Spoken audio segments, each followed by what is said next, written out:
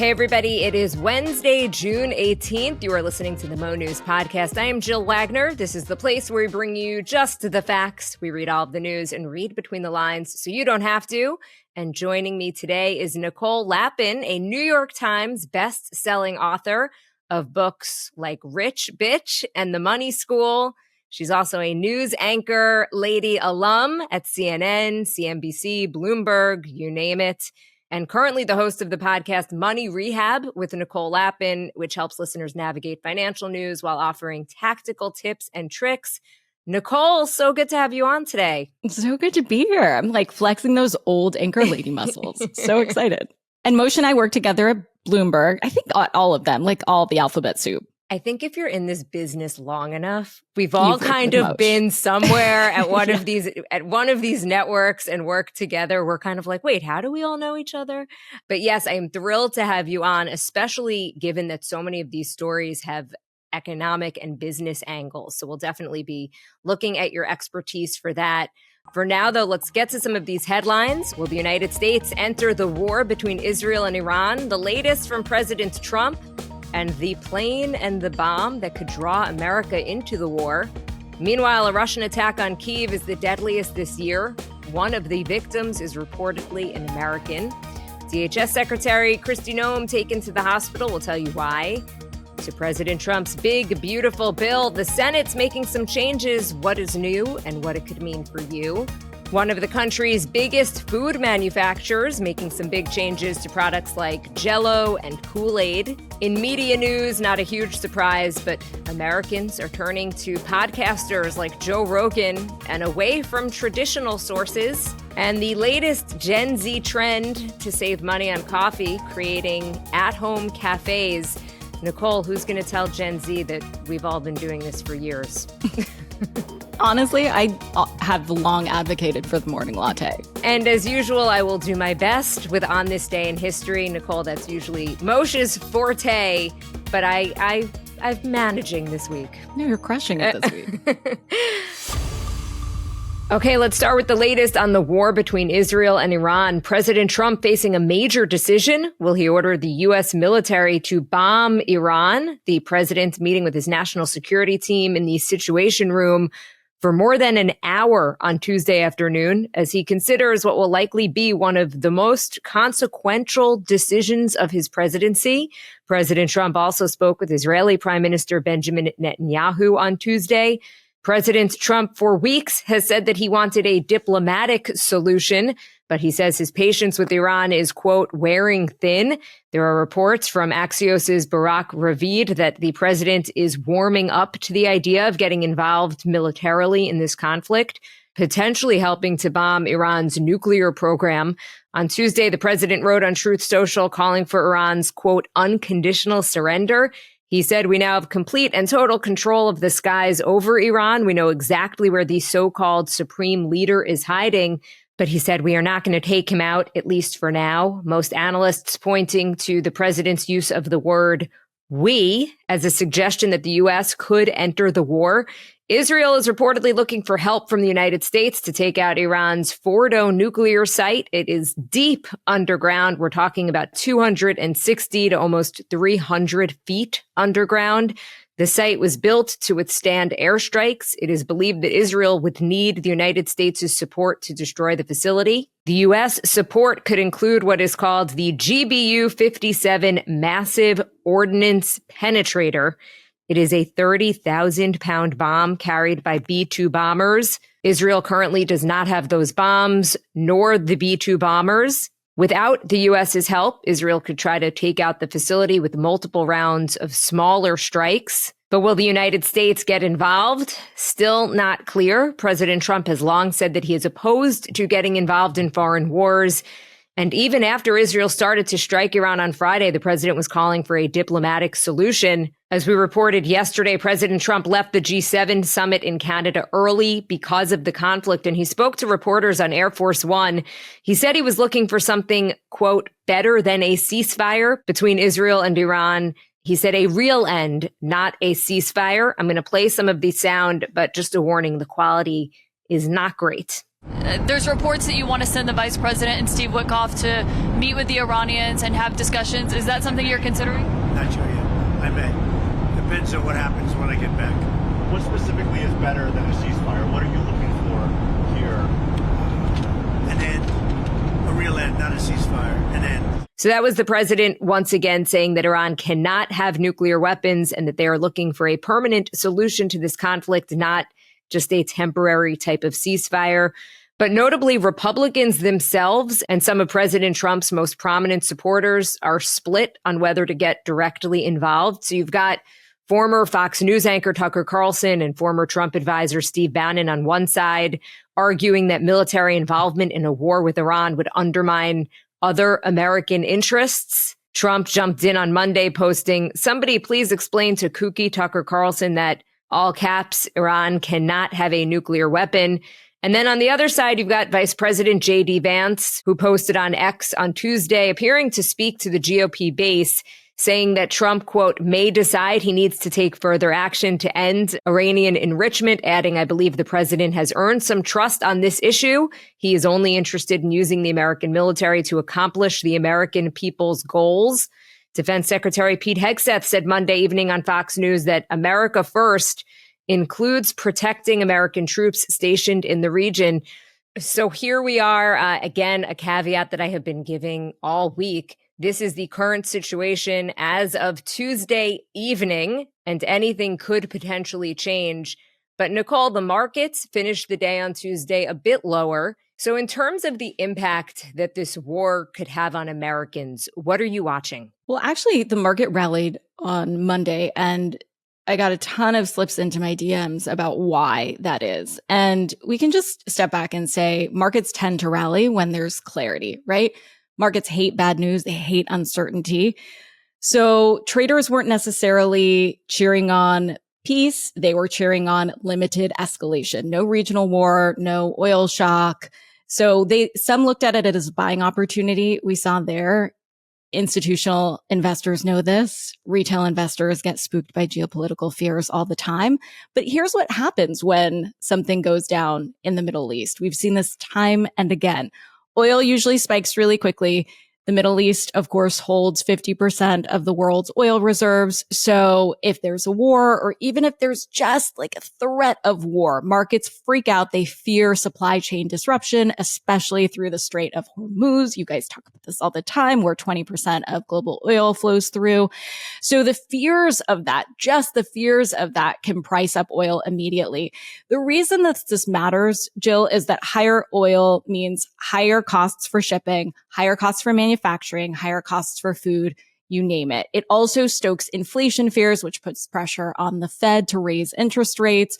Rate hikes make stocks then look less attractive. So markets dipped, as we saw on Tuesday. We saw a big dip on Friday. We saw a rally on Monday, and then a dip on Tuesday. So oil spikes mean inflation jitters, mean rate hike fears, mean volatility. So the reason this is important to remember that oil is priced in dollars is because we then see a spike in the dollar. Countries then need to buy dollars to buy oil, which props up the dollar in times of crisis. So essentially, the Middle East conflict, as it usually goes down, oil spikes, inflation fears come back, and the market tends to pull back. And of course, oil prices tied into gas prices as well. Any indication of how high prices could go? Because one of the things we've enjoyed, despite the market uncertainty, is relatively low gas prices recently. I mean, every time there's a flare up, oil markets do tremble.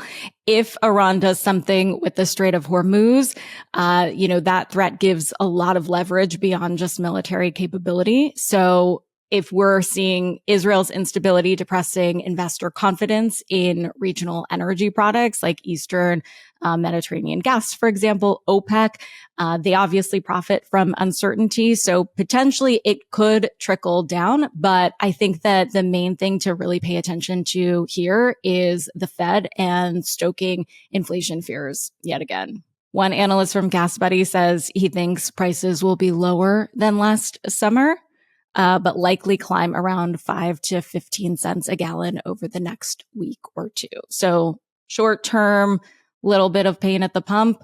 Long term, probably not a big deal. Well, as somebody who lives in the suburbs and feels like I drive for a living, I am happy that prices will at least potentially stay lower than last summer. Okay, now to another war still raging. Russia has carried out a massive missile and drone attack on Ukraine's capital of Kyiv, killing at least 10 people and wounding more than 100 others. It was one of the biggest attacks on the capital since the start of Russia's full-scale invasion. Ukraine says the country was hit by 440 drones and 32 missiles. Officials said initially 15 people had been killed in the capital, but they later revised that number down to about 10. These strikes on Kyiv lasted more than 9 hours. Residents fled to underground shelters for hours as well. Officials say a 62-year-old U.S. citizen was among those killed. Russia has intensified its air attacks against Ukrainian cities in recent weeks, Kyiv launching attacks of its own. As it appears, ceasefire talks between the two sides have not led to a breakthrough just yet. Ukrainian President Vladimir Zelensky had been hoping to speak to President Trump at the G7 summit, but as we've reported, Trump left that summit early amid the escalating crisis in the Middle East. The real story right now is that Russia is escalating while the West is distracted. I think that we saw this, Zelensky warned of this, right, at the White House. When our attention is elsewhere, that's when there's a moment to strike, and that's what Putin is taking advantage of. Okay, time for the speed read, starting quickly with the story from CNN. Homeland Security Secretary Kristi Noem was transported by ambulance on Tuesday to a hospital in Washington, D.C. after having an allergic reaction. The Department of Homeland Security says that she had an allergic reaction and was transported to the hospital out of an abundance of caution, that she is alert and recovering. From Mo News, the Department of Homeland Security has reversed its recent guidance that had paused immigration raids at farms, hotels, and restaurants just days after it was issued. Immigration and Customs Enforcement, or ICE, officials informed agency leaders on Monday that agents should continue conducting worksite raids at agricultural businesses, restaurants, and hotels. Tricia McLaughlin, who's an assistant secretary for DHS, said, quote, "There will be no safe spaces for industries who harbor violent criminals or purposely try to undermine ICE's efforts. Worksite enforcement remains a cornerstone of our efforts to safeguard public safety, national security, and economic stability." Just last Thursday, Homeland Security directed ICE to pause raids at farms, meatpacking plants, restaurants, and hotels, hours after President Trump had promised changes to protect farmers and hotels from losing undocumented workers in those immigration raids. And roughly 42% of crop farm workers don't have authorization, according to the U.S. Agriculture Department. Meanwhile, the White House is pressuring ICE to ramp up arrests to meet President Trump's goal of the largest mass deportation effort in U.S. history. This week, he said Democratic cities would be targeted to help meet his administration's goal of 3,000 arrests per day. Trump's border czar, Tom Homan, told the Washington Post last week that ICE arrests have already increased to roughly 2,000 per day, more than double the rate from President Trump's first 100 days in office. Okay, now to an update on the president's big, beautiful bill. It has passed the House. It is now in the hands of the Senate. From the Wall Street Journal, Senate Republicans detailed some major revisions of the House's giant tax and spending bill. They're offering more permanent business tax breaks, deeper cuts to Medicaid, slower phase-outs for clean energy tax credits, and a much lower cap on the state and local tax deduction, or SALT. Senate Republicans are trying to pass the bill as soon as next week with the aim of getting a final deal back through the House and to President Trump's desk by July 4th. In the Senate update, conservatives scored some more spending reductions for Medicaid, but longer cutoffs to clean energy tax credits. On top of that is the messy regional debate over the state and local tax deduction, or SALT. Nicole, this is a big issue where I live on Long Island, and as well where you live in California, where there are extremely high property taxes. So in this case, you've got lawmakers from states like New York, California, and Illinois who want higher tax breaks for residents. And they are pitted against senators from more rural areas who think that cutting back on those tax breaks is an easy way to pay for their priorities. I thought this quote from Senator Markwayne Mullin, who's a Republican from Oklahoma, summed up the current situation perfectly. He says, I don't know if anybody is comfortable with anything totally right now. Everything is on the table. Everything is being discussed. Sounds good. So specific. Very specific. It sounds like they're definitely going to get this done by July 4th. Nicole, you recently did a full podcast episode looking at how the president's bill will affect people's wallets. Yeah, I mean, zooming out, Jill, we want to look at the growing deficit and we want to look at the growing debt. What does all of this mean? So as debt rises, interest becomes one of the government's largest expenses. We're already approaching $1 trillion a year. That's more than we spend on defense. It's more than we spend on Medicare, and it continues to grow. The result of that is less money is available for education, for infrastructure, for scientific research, for emergency responses. The more debt we have, the more vulnerable I think we are to interest rate shocks. And this is important to sort of connect the dots here. If inflation picks back up again or global investors lose confidence in U.S. debt, rates could rise and refinancing our debt gets way more expensive. Just a 1% rise in interest rates could cost the U.S. hundreds of billions of dollars more per year in debt payments alone. So I think that we risk the death by drift is what it's been called. No crisis, just a bunch of stagnation. So the most likely outcome we've heard is not fiscal collapse. It's the slow erosion of government flexibility. So lower growth, weaker safety nets, fewer public investments. It's kind of like carrying a heavy credit card balance. You're not bankrupt, but you're kind of stuck. So one of the items in this bill that's getting a lot of buzz is the Trump account or the baby savings plan. So what's the deal with this? So basically, Trump's proposal is to give $1,000 of government-seeded investments to kids born between 2025 and 2028 with annual contribution limits of up to $5,000. It's being framed as this generational wealth building tool or a way to invest in the future of American kids, which sounds great in theory. The problem is, the starting balance is not really going to move the needle unless families continue to contribute regularly over 18 years. So for families that can max out contributions, it becomes really meaningful. But for those living paycheck to paycheck, it's just $1,000 that's sitting in a restricted account that they can't use for diapers or rent. So the headline sounds really great, but if you peel back the onion, you're seeing that really wealthier families that can contribute the max of $5,000 per year, that compounding effect will probably amplify inequality where it's meant to lessen it. Lower income families would end up with about $2,000 by the time their kid is 18, but higher income families, if they actually max it out, could end up with $150K. It's interesting that that's the strategy that they're taking because, Nicole, you and I are both relatively new parents, and we know I just missed it by 2 weeks, by the way. But we know how expensive it is to have kids, especially in the beginning with diapers and just all the baby stuff that you need. So the strategy here wouldn't be to actually put money in parents' pockets right away in the beginning when they would need it, but down the line. Yeah. I think if I were in charge of the world, which I do not want to be, by the way, I would, rethink this and maybe offer some matching incentives, especially for lower income families, similar to 401ks. Let's say for every $1 that a family contributes, the government adds $1, up to a certain cap. I think this builds the habit of saving while keeping lower income families in the game. I think that this needs to be, just looked at more carefully in how the means testing could be involved. Right now, the account is structured more like a retirement account, but you're right. Most families need this support before the age of 18 or at the age of 18, not at 65. So I would say it needs to be honed more than just the headline, or even look at expanding the child tax credit instead.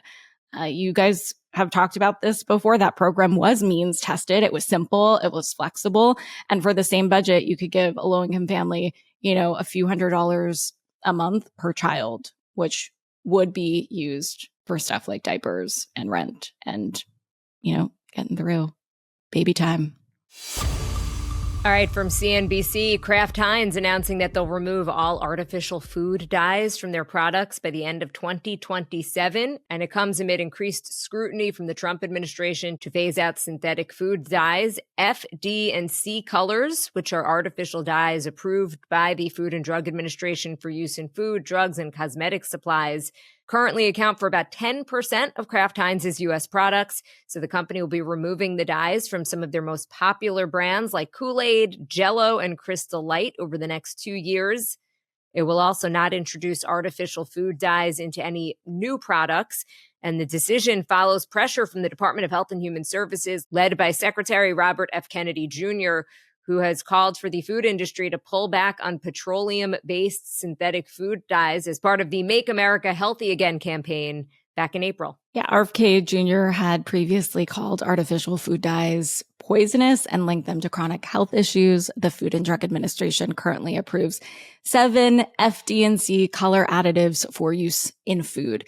In January, the FDA banned the use of red number 3. I mean, this sounds gross, by the way. I don't even know why we had red number 3, which has been seen to cause cancer in laboratory animals and was banned in California in 2023. Kraft Heinz said in a press release on Tuesday that, quote, the vast majority of our products use natural or no colors, end quote, such as Heinz tomato ketchup. Above all, they say, we are focused on providing nutritious, affordable, and great tasting food for Americans. That's what the company says. I am curious what the Jell-O is going to look like.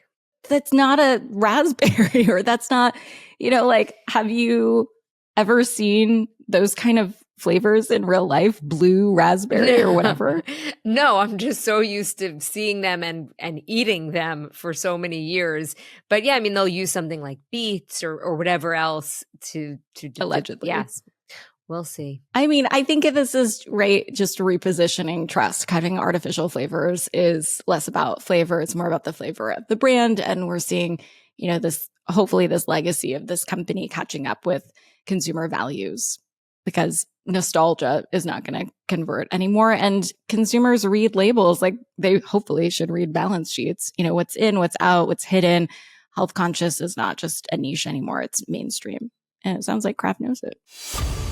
Some health news now from CNBC. Chemotherapy has long been a cornerstone of cancer treatment, saving millions of lives. But the pharmaceutical industry says that a popular class of targeted cancer therapies could one day replace chemotherapy and its potential for harsh side effects. Antibody drug conjugates, or ADCs, have taken major strides in recent years as drug companies like AstraZeneca, Pfizer, and Merck are developing drugs in the space that could ease the trials of cancer treatment and make them big money in the process. Drug makers have poured billions of dollars into developing these ADCs. The medicines are designed to deliver potent chemotherapy directly to cancer cells while sparing the surrounding healthy cells. So that's the big difference. Traditional chemotherapy can affect both types of cells. But Nicole, a reality check here. We are still a ways away from this. Yeah, it will likely take years before ADCs can replace chemo. And some outside cancer experts say that the pharmaceutical industry still has a lot more work to do to refine the treatments. So I think that potentially this could be a huge market, Jill. $25 to $30 billion a year are some estimates that I've seen. Chemo, by the way, I don't know if you know this, is off patent right now. So drug makers don't make much money on generic chemo drugs anymore. So ADCs are patent protected. And some already cost, $100K plus per patent. So big pharma, if they could replace chemo with ADCs, they're replacing some low margin treatments with high margin ones. And in the process, hopefully making the treatment a lot easier for people who are suffering from cancer. Yeah, I think it genuinely helps patients. The marketing narrative conveniently aligns, with their profit motives too, but hopefully it really does help the people that need it most. And big pharma, if you're even just looking at the publicly traded companies, they're desperate for another blockbuster drug class. So if that helps and it helps people, then it's a win-win. All right, so some media news that certainly resonates with us. This from Reuters. For the first time, social media has overtaken TV as Americans' top news source, according to a comprehensive analysis of media consumption, confirming the rapid rise of news influencers. If Moshe was here, I'm sure he'd agree. As a news influencer himself, in a watershed movement for U.S. media, 54% of Americans said they received news from social media. Half said that they sourced news from the once all-powerful TV networks. This is, again, according to a report from Reuters Institute for the Study of Journalism. They surveyed almost 100,000 consumers worldwide and asked if they trust the news that they are reading and watching. Only about a third of Americans trust news outlets overall, but nearly half trust the news outlets that they consume. Yeah, the report finds that prominent podcasters like Joe Rogan are playing a bigger role in news dissemination in the U.S., as are AI chatbots. According to the report, in the week following the January 2025 U.S. presidential inauguration, more Americans got their news from social media and video networks than from TV and news websites and apps. The first time this shift has occurred. Traditional U.S. news media increasingly risks being eclipsed by online personalities and creators. The trend is particularly acute among young Americans. Over half of people age 35 and under in the United States are relying on social media and video networks as their main source for news, according to the report. A fifth of the sampled group of Americans came across news or commentary from podcaster Joe Rogan in the week following the presidential inauguration, while 14% of respondents said they came across former Fox News anchor Tucker Carlson discussing or commenting on news during that period, not on Fox News. Top creators during that period also included Megyn Kelly, Candace Owens, and Ben Shapiro on the political right, and Brian Tyler Cohen and David Pakman on the left. The vast majority of the most followed commentators who discuss politics are men, the report found. So one thing that was interesting is that not only are the numbers themselves pretty impressive, but the researchers point out that these creators are attracting audiences that traditional media tends to struggle to reach. Some of the most popular personalities over-index with young men, with right-leaning audiences, and with those that have low levels of trust in the mainstream media outlets, seeing them as biased or part of the liberal elite. We should also mention that despite their popularity, online influencers and personalities are seen as the biggest sources of false or misleading information worldwide, along with politicians, the report found. In the United States, politicians are considered the biggest source of false or misleading information.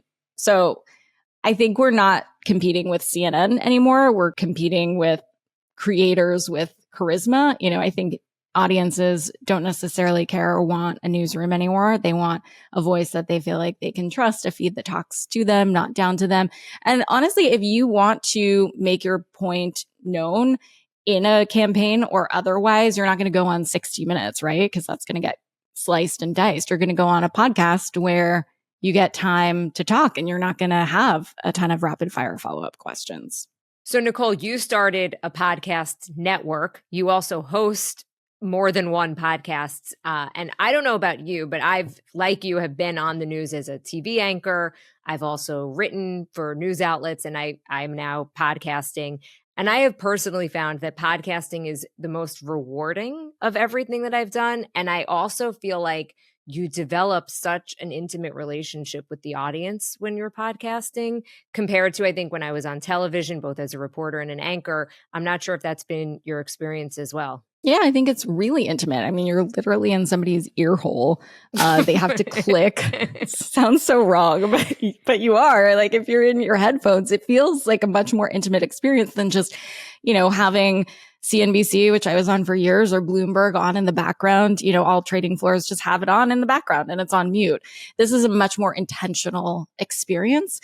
And I don't want to return to legacy media. I think we have new standards for the media that we have built. Yes, I built Money News Network, to have editorial oversight, because I think influence without editorial oversight is a recipe for disaster. And especially in the financial news space or finfluencer space, there's just not a lot of credibility because anybody can go on TikTok and talk about some crypto thing. So I think layering this medium with more credibility is the sweet spot for us. it needs to be baked into the podcasting model. I think it's not just about virality. I think that we're going to have a confluence of people who resonate, but also credibility. I think that's a sweet spot as a podcast owner. I think we're not just creators, we're infrastructure. And I feel a responsibility to do something important with that infrastructure. I think it's just a Napster moment in the news, right? The old model is broken. The audience has moved on. And I think the industry is catching up. And if they don't, they'll be replaced by us. But hopefully, unlike Napster, we will not crash your computer. Definitely not our intention. And finally, from the New York Post, it is out with overpriced oat milk lattes and in with DIY coffee culture. And if you're not familiar, DIY is do it yourself. So you've got Gen Z TikTokers ditching the expensive morning coffee runs, and instead they're transforming their kitchens into cozy, custom coffee shops, complete with menus, pastries, and even barista uniforms. That's so extra. And they say this is an attempt to save money, but that feels like it would be more expensive, but okay. There's one TikToker who filmed her hands filling a to-go cup with a custom iced coffee, captioning her video, reminds her to make your coffee at home tomorrow morning and save those $7. Meanwhile, another TikToker writing, in 2025, we will be saving money, as she and a friend staged a cafe night in, complete with laptops, snacks, and the ambiance of a coffee shop, minus the markup. But how much are those uniforms? This is a little out of control. I will say older generations have long been making coffee at home. So while it might not sound like anything new to some, this trend isn't just about frugality. It's also about creativity, fun, and bringing people together. Gen Z often gets a bad rap for being careless with their money, considering that they have a ton of personal debt and many are being handed money from their parents. Must be nice, or staying on their cell phone plans or insurance plans. But based on this trend, they are also quite creative when it comes to finding unique ways to save money. So I guess we can say Gen Z is making at-home coffee officially cool again. I, a decade ago came out with like some controversial idea that you should buy your morning latte because a lot of financial experts at the time were saying, don't buy latte, don't buy avocado toast. This is why you're broke. And my take on that, and it's not really about the coffee. It's just about the idea that indulging in small items that keep you happy will keep you on pace and keep you from financially binging later on. So whether it's a coffee or an avocado toast or a little, indulgence for yourself, any good financial diet does not include deprivation. So just like any diet, right? And I've been on all the crazy ones. Also, we've tried as them all. A lady on the air, I've tried them all. Like grapefruit. I back in the day there was like fen-phen. It was like weird stuff, but there were like so many fad diets, right? And so they never work because you don't allow yourself any small indulgence, right? You end up noshing on a big old hunk of chocolate cake in the middle of the night because you're so hungry and so deprived. So if you just allow yourself a Hershey's Kiss or the financial equivalent to a Hershey's Kiss, you won't end up binging. When somebody says like in the beginning of the year, hey, you'll be so happy I cut out the morning latte. Come May, they bought a Gucci purse. You should have just bought the latte. That's my take. I live for this take. Okay. First of all, I love anything that's a little contrarian. And I'm so happy that I included this story. I happen to make coffee at home, but it's because I just prefer that. And I have a Keurig and I have special coffee creamer that I personally like. And I started doing that because I used to go into work. I'm sure you can appreciate this at 2 a.m. when nothing was open. So I had to make my own coffee. Okay. So I used to start on the air at CNBC at 4 a.m. and I knew the 24-hour Starbucks was in Times Square. Did you know this? There was another one that was at Columbus Circle. I think they opened at like 2 or 3. So I would have the car and I'd go to Jersey, stop at these Starbucks. And then it was so trippy. Going into Times Square in the middle of the night is just like, you're totally in the Twilight Zone because there's so many lights. You're like, is this middle of the night? Where the heck am I? But it's not about the latte. It's about what the latte represents in your own financial diet and goals, plans. I think you make a really good point. So for everyone out there who is still stopping at Starbucks or their coffee shop of choice, Nicole says, go for it. And I happen to agree. It's a little indulgence that makes you really happy. I mean, here's the thing. Like, in relationships, in life, the little things really matter, right? The little note that you receive from your spouse that, you know, they leave in the morning or whatever, a sweet text from a friend that's really thoughtful. The little things are really, really the most valuable. With finances, it's the big things that matter the most. Like, stop freaking out about the latte. And I know this audience is not necessarily freaking out about the latte, but the point remains. Think about the big things, right? Like your credit score. That's going to save you potentially thousands or tens of thousands of dollars every single year if you can get your interest rates down. Thinking about big things and not little things when it comes to your finances is the way to go. Great advice there. I have so much to say about coffee. It's one of my favorite topics, and I would bet that many of our listeners are drinking a cup of coffee right now. Yeah, I'm a weirdo. I'm drinking it, you know, at 5 o'clock Pacific time, but I do the same thing. It somehow doesn't keep me up. yeah, you're immune from the years of abuse. I think I would need... You need a drip, an IV drip? Exactly. At this point, I don't really know what's going to do it for me. Okay, time for On This Day in History. On this day, June 18th, 1928, Amelia Earhart became the first woman to fly across the Atlantic Ocean. On this day in 1983, the first American woman to fly into outer space, Sally Ride, was launched with 4 other astronauts aboard the Space Shuttle Challenger. So a big day for women and aviation and space travel. Okay, ladies. So interestingly, NASA had to make some adjustments to accommodate the women in Ride's astronaut class. And later, as it prepared to send her into space, it added a women's locker room. It also changed some of the facilities or the ways in which they would use the bathroom. Important. Always important when you're doing space travel. And some other changes as well. And as we do, we like to end with a little pop culture or music history. On this day in 1942, Paul McCartney was born. He turns 83. Oh my God. And he's still going. I mean, he's still going.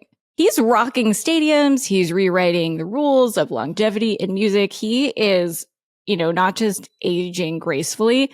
The dude is aging legendarily. Is that even a word? I'm okay with it. Yeah. He's still rocking out. Go, Paul. And on this day in 1977, Dreams by Fleetwood Mac reached #1 on the Billboard Hot 100. I think it was written in 10 minutes by Stevie Nicks.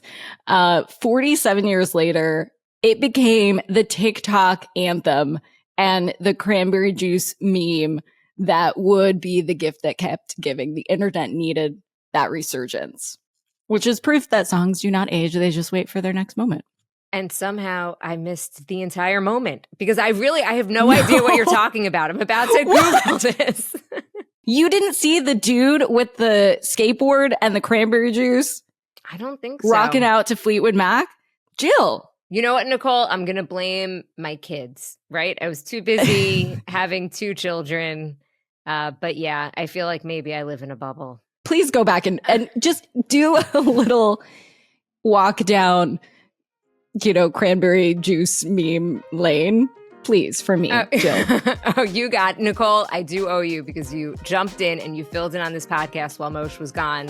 So thank you so much for doing that. It was really great to have you on and get all of your insights on all things coffee and the business world. Thanks, Jill. Also, some quick housekeeping. We are not going to have an episode tomorrow because it is a federal holiday, Juneteenth, but I will be back on Friday for the final Mo News podcast before Moshe gets back from Japan. So thank you guys for listening to the Mo News podcast. If you want to catch more of Nicole, you could catch her on the Money Rehab podcast, anywhere you get your podcasts, that is. And if you like what you hear, please share this with your friends. It really does help us grow.